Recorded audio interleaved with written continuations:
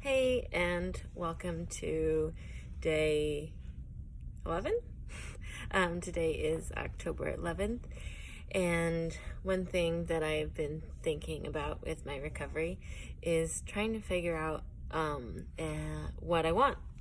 I feel like with an eating disorder, I've spent a lot of years hiding what I want, whether that's I don't want to eat the food that I'm given, and hiding that, or hiding that I want to eat a lot of food, or not, hiding who I am as far as like what I'm wearing, whether that's I'm too skinny or I'm not skinny enough, hiding just my own personality. And oftentimes it's just like, it doesn't matter what I want. It just matters what other people want of me. They want me to be perfect. They want me to be pretty. They want me to be smart. They want me to be disciplined. And so I spent a lot of time figuring out what other people want from me and how to make that happen so that I was likable and people respected me. They admired me, or they looked up to me. They were impressed by the things that I could do.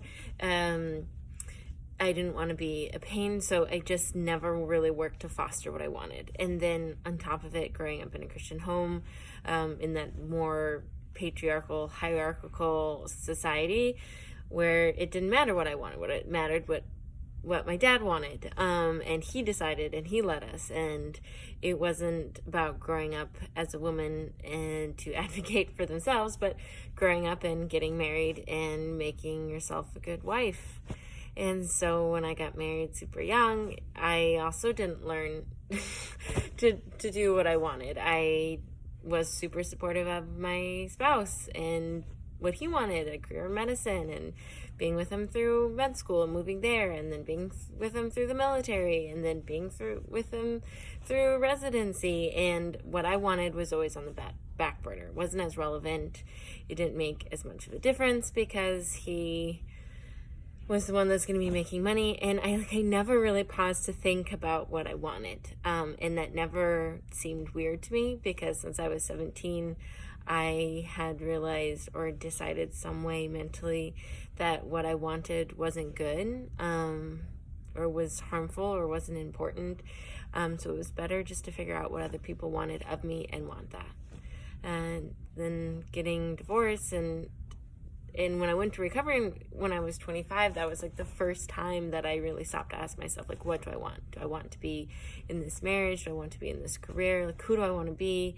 It really was this like beginning of adulthood for me, and it was clumsy. And that's when I first started going by Ryan, my last name, my maiden last name, because I thought I maybe would be getting divorced then, and I didn't want to be going by my last name anymore, and I wanted to like assert. And so like that, my changing my name has been this weird parallel to my eating disorder of trying to assert who I am and what I want, and to be confident that that's okay, and it's okay to want whatever I want, and it doesn't have to matter what other people want to call me, or what feels right. Like, if it feels right to me and it's what I want, then it's good.